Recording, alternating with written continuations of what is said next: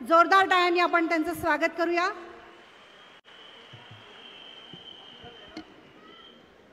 परभणी लोकसभा मतदारसंघाचे महायुतीचे उमेदवार माधवरावजी जानकर साहेब यांच्या प्रचारार्थ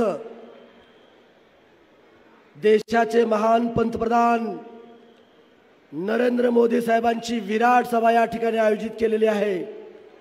त्या सभेला महाराष्ट्राचे कर्तबगार उपमुख्यमंत्री माननीय देवेंद्र फडणवीस साहेब, केंद्रीय राज्यमंत्री रामदासजी आठवले साहेब, केंद्रीय राज्यमंत्री भागवतजी कराड साहेब, माझे राज्यातले सहकारी अतुलजी सावे साहेब आणि स्टेजवरील आमचे मेघनाताई असतील, गुट्टे साहेब असतील, राजेश विटेकर असतील, प्रताप देशमुख जे असतील, विक्रम काळे साहेब असतील, सर्वच स्टेजवरील सर्व मान्यवर आणि समोर जमलेले सुद्धा माझे विराट अशा सर्व बंधू आणि भगिनीनो, पत्रकार बांधवांनो, मित्रांनो,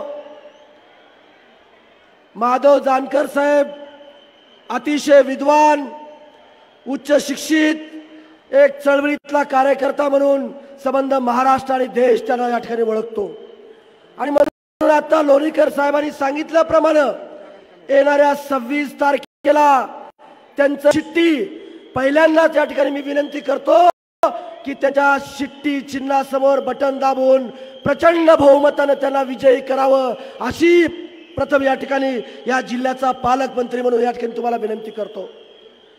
मित्रांनो, ही देशाची निवडणूक आहे आणि आपल्याला तिसऱ्यांदा नरेंद्र मोदी साहेबांना पंतप्रधान म्हणून आपल्याला सगळ्यांना पाहायचंय आणि म्हणून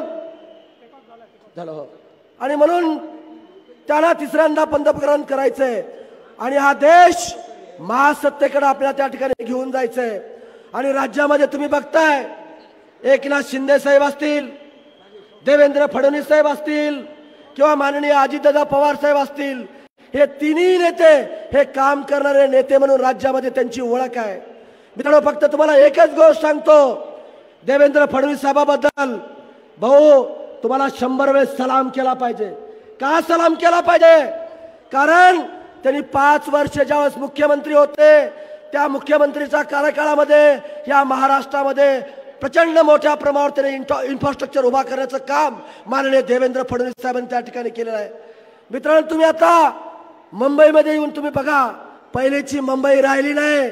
आता तुम्ही वरळीतून मंत्रालयामध्ये येताना फक्त आणि फक्त 6 मिनिटांमध्ये तुम्ही मंत्रालयामध्ये त्या ठिकाणी येऊ शकता। त्याचं कारण माननीय फक्त देवेंद्र फडणवीस साहेब त्या ठिकाणी आहे। सेतू आपण मंत्रालयातून वरळीला पनवेलला जायला 1.5 तास लागत होता, ते अटल सेतू उभा करण्याचं काम माननीय देवेंद्र फडणवीस साहेबांनी त्या ठिकाणी केलेलं आहे।